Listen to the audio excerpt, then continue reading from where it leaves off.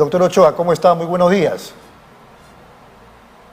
Vamos a ver. Adelante, ¿qué tal? Ahora sí, estamos con el doctor Ochoa, doctor o ingeniero, como la otra vez nos lo dijo. No se preocupe, cualquiera de los dos. Perfecto, doctor Ochoa. Cuéntenos, ¿cuál es el problema?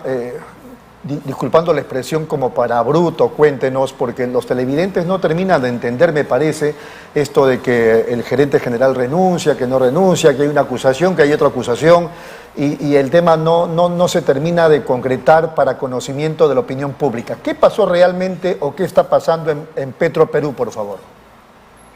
Claro, lo que pasa es que ha habido alguna injerencia política en la empresa, y esta es una empresa lógicamente técnica, es una empresa comercial, y eso es lo que quizá ha perjudicado con, digamos, felizmente, yo diría beneficiado ahora con la renuncia, ¿no?, del que fue gerente general. Y eso, lógicamente, digamos, constituye una especie de interferencia en la administración de la empresa. ¿Por qué razón? Porque este señor era simultáneamente miembro del directorio y a la vez gerente general, algo que nunca en la historia de Petroperú, que yo recuerde, al menos yo he estado en Petroperú cerca de 20 años, además he sido miembro del directorio cuando la empresa era pues mucho más grande, y jamás, por cierto, esto hubiese ocurrido, ¿no? Porque son instancias totalmente distintas y no puede, digamos, alguien miembro del directorio ser a la vez gerente general. Pero adicionalmente a ello hubo el cambio de una gerenta, una especie de control interno, ¿no? No de la Contraloría, sino de la misma empresa, que reportaba directamente al directorio y no a la gerencia general. Era una especie de los ojos y oídos del directorio en la administración de la empresa. Entonces, ¿qué pasa? A esta señora la despidieron y lógicamente la siguiente persona que se hizo cargo reportaba directamente al gerente general y no al directorio. Entonces eso, por ejemplo, hace que pierda autoridad evidentemente el directorio. Y lógicamente lo que se ha visto además que jamás en la historia pues, de Petroperú el gerente general sea el que reporte a Palacio de Gobierno, ¿no? Entonces eso no se ha dado nunca. Es el presidente del directorio el que representa a la empresa, ¿no? En este caso no. Entonces esas distorsiones han hecho lógicamente que al final la parte de lo que es, por ejemplo, la parte de las auditorías no hayan funcionado, y como usted sabe, bueno, y todo el mundo sabe, este tema de esta calificadora de riesgo, ¿no? Que cuando vieron toda esta situación simplemente degradaron la calificación de Petroperú, lamentable por cierto, y bueno, ya sabemos al final cuál ha sido el desenlace. Este señor ya se ha ido y lógicamente esto digamos, se va a recuperar. No hay que tampoco demasiado preocuparse, esto dependiendo lógicamente de lo que haga la empresa, y seguramente va a hacer las correcciones del caso. Y una primera corrección, por ejemplo, que ha hecho es el directorio anular un contrato de seguridad que había emprendido este ex gerente general para que lo cuidaran a él y al presidente del directorio, ¿no? Por 560.000 soles, no tanto por el monto en sí, sino por la acción, porque usted simplemente, si necesita seguridad, llama a la policía. Claro, ¿no? claro, este caso. claro. Ahora, a propósito de contrataciones, parece que también hay algunas licitaciones o concursos públicos que están medio oscuros, poco claros. Bueno, efectivamente, bueno, eso de la prensa lo ha hecho conocer precisamente con relación a la adquisición de biodiesel, ¿no?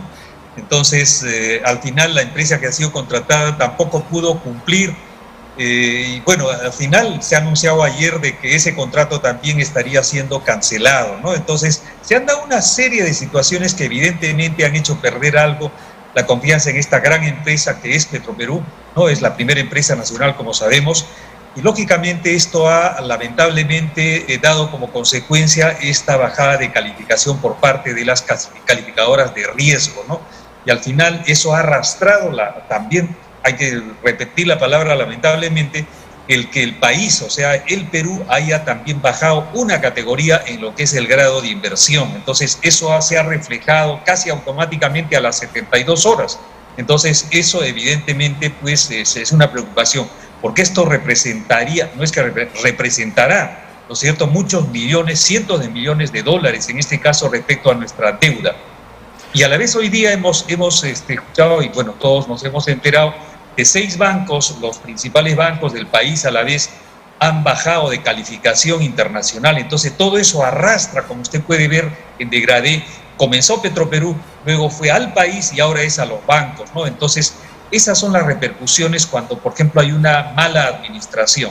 Muy bien, doctor Ochoa, yo sé que a usted no le gusta especular, pero siguiendo con el tema de Petroperú, ya vemos que se partió en dos, por decirlo de alguna manera, había un directorio, pero también una gerencia general en disputa, era el gerente general el que daba cuenta al Ejecutivo y no el directorio, etcétera, etcétera.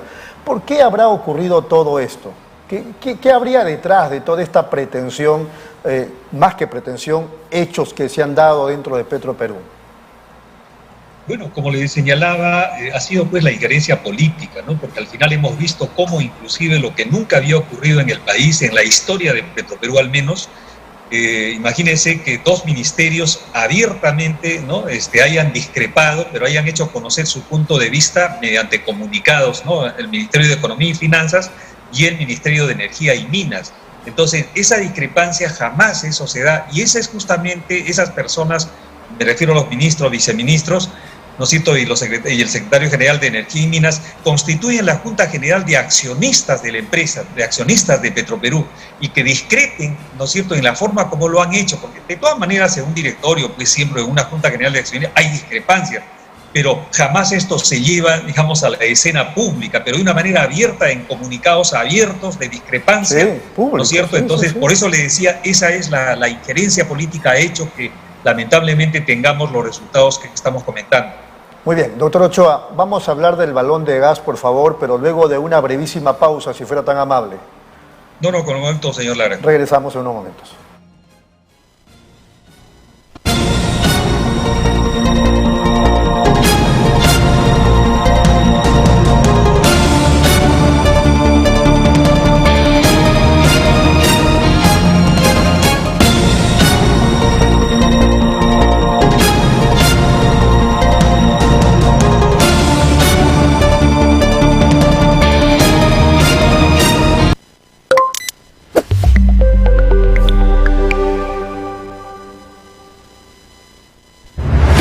Nueva app de Derrama Magisterial. Maestro y maestra, realiza tus consultas y operaciones en la palma de tu mano.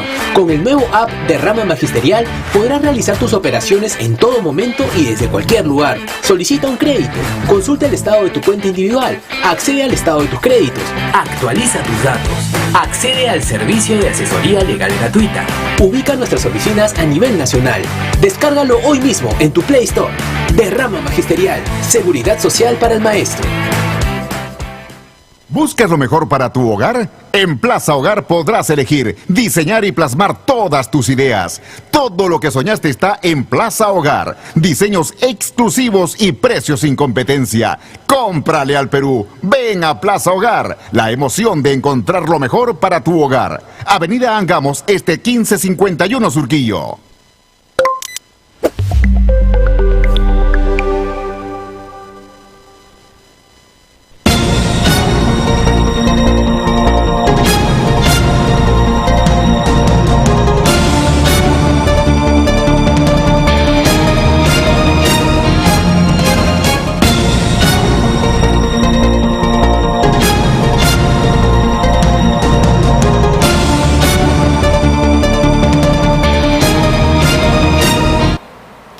Muy bien, seguimos aquí en Nativa Nos Conecta, esto es Pulso Informativo, estamos conversando con el doctor Aurelio Ochoa, expresidente de Perú Petro.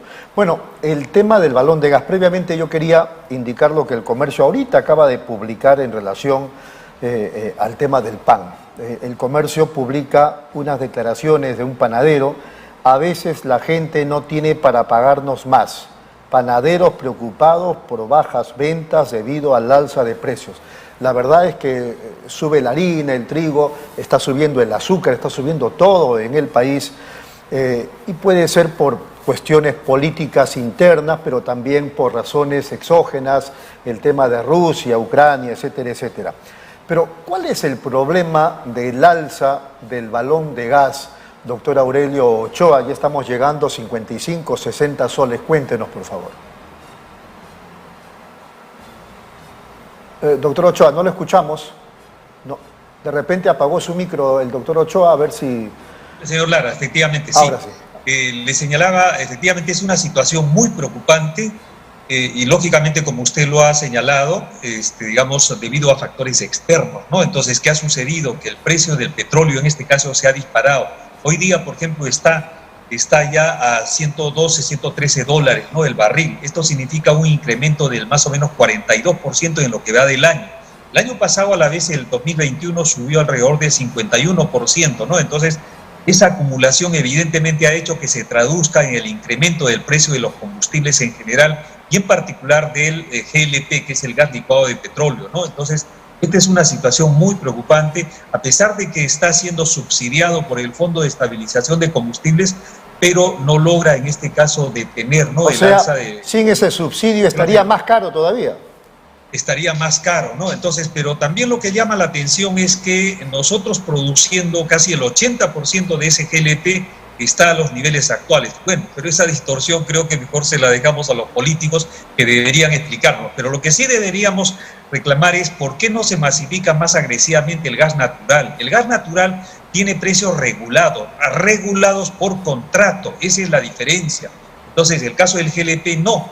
Pero el caso del gas natural sí. Entonces deberíamos, por ejemplo, propender a que precisamente podamos consumir lo que lo tenemos en el país. En abundancia, no lo exportamos, lo tenemos en el Perú, no necesitamos exportarlo. Bueno, lo estamos exportando, más del 50%. Perdón, quise decir, no lo estamos importando. Es de acá, no lo estamos Perú. importando, es producto de camisea, en este caso en las entrañas de camisea, se ha producido, ¿no es cierto?, en millones de años y lo tenemos a disposición, ¿no es cierto?, del Perú. Sin embargo, como les señalaba, la penetración del gas natural en el caso de Perú es alrededor del 12%, es decir, ínfimo, muy modesto, con relación, por ejemplo, a Bolivia, que tiene el 51%, y el caso de Colombia, 73% de penetración como política de Estado. Y en el caso de Colombia en particular, ellos tienen la tercera parte de las reservas que tenemos nosotros. O sea, algo increíble, la tercera parte de las reservas, y sin embargo la penetración es el 73%. Vale decir que casi toda la población está conectada al gas natural. Y lógicamente tiene una población mayor, ¿no?, alrededor de 45 millones de habitantes. Es decir, es una situación en cuanto a territorio bastante parecida a la del Perú, así de montañoso, en fin, tienen costa, tienen selva, entonces no podíamos decir que es diferente al Perú, ¿no? Entonces, ante una situación como esa, viendo el caso de nuestros vecinos, deberíamos de todas maneras ponernos las pilas y más bien, como este tipo de situaciones geopolíticas podrían repetirse en el futuro, no podemos depender de esta volatilización del precio del petróleo, de los combustibles. Entonces, si tenemos un combustible precisamente que es más ecológico en este caso, pero sobre todo pues más barato, mucho más barato, entonces creo que a través de COFIDE podría, por ejemplo, en este caso implementarse la transformación de los motores, ¿no? Ya el caso de este servicio público que está en la vía expresa, el metropolitano, por ejemplo, está funcionando a gas, el ferrocarril central funciona a gas, el ferrocarril estamos hablando, el metropolitano. Entonces, ¿por qué razón es que no hacemos el esfuerzo para poder precisamente transformarnos al gas natural? Hay que invertir, lógico que hay que invertir, pero va a ser mucho menos de lo que estamos nosotros gastando en importar combustibles, en este caso, como consecuencia de lo que hemos señalado en el precio del petróleo. Ahora, aunque es una pregunta de repente muy doméstica, las tuberías de la calle, para que sean conectadas a las casas, ¿el costo es demasiado? ¿Es un costo, digamos, social? ¿Cómo lo ve usted? No, está financiado, porque justo para los sectores más necesitados, por ejemplo, el FICE, este Fondo de Inclusión de Seguridad Energética, está financiando, o sea, está subsidiando la instalación, ¿no es cierto? Ahora, lógicamente, no en San Isidro, no en Miraflores, claro. Me refiero que no hay el subsidio, pero para el resto de la población sí está siendo subsidiado, y es así como algo hemos avanzado, pero no es suficiente, ¿no es cierto? Por eso le decía, bueno, en la parte domiciliaria, lo que usted ha señalado, respecto a las tuberías, pero hay otro tema, el caso vehicular. Deberíamos, por ejemplo, pues justamente, ¿qué cosa? Transformar los motores de tal manera que, como ya llega el gas natural a los grifos, entonces ya está instalado, ya digamos se puede consumir simplemente. Entonces, lógicamente creo que lo que falta es un mayor esfuerzo y cualquier subsidio, por ejemplo, lo que se está haciendo con el Fondo de Combustibles, ese es un subsidio, digamos, que se va, pues, que se pierde. O sea, digamos, no se va a recuperar, no es un barril sin fondo. Pero en cambio, en el caso de la transformación de los motores de los vehículos, ¿no es cierto? Esa sí es una buena inversión para el país y lógicamente también para los usuarios. ¿Para cuántos años más tenemos el gas de camisea, doctor Ochoa? En este momento tenemos al ritmo que vamos, porque estamos exportando, como les señalaba, más del 50% de lo que producimos, algo increíble, estamos exportando y no consumimos localmente, para más o menos 21 años en este momento. Sin embargo, si nosotros, digamos, descontáramos lo que se está exportando, lógicamente podríamos tener para más de 40 años. Correcto. Para terminar, entonces, claro, usted ya planteó una salida, pero digo, el precio del balón de gas no la vamos a poder bajar, definitivamente. Claro, no se va a poder bajar. Se puede bajar algo, por ejemplo, de todas maneras, recalculando la forma como en este momento, por ejemplo, nos están aplicando como que nosotros importásemos el 100% desde la costa atlántica de Estados Unidos, como que lo trajésemos desde de Mont Belvieu, exactamente en Texas, hasta el Callao, y eso no es cierto. Por ejemplo, hay un sobreprecio en este momento que eso debería corregirse. Lógicamente no en la dimensión que teníamos quizás hace un año, ¿no? Pero de todas maneras podría eso disminuir. Pero en lo que tenemos que apostar en este caso es más bien en lo que es el gas natural. E inclusive más, en este momento hay un subsidio directo tanto para San Isidro, Miraflores, como para Comas o Chumbivilcas.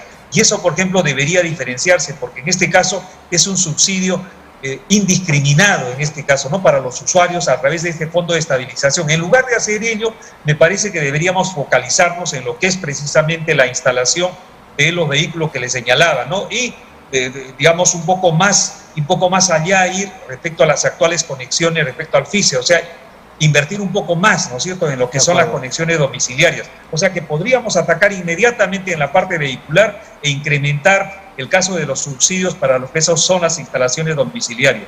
Clarísimo, doctor Ochoa, ha sido muy amable, muchas gracias y un fuerte abrazo. De igual manera, señor Lara, muy amable por la entrevista.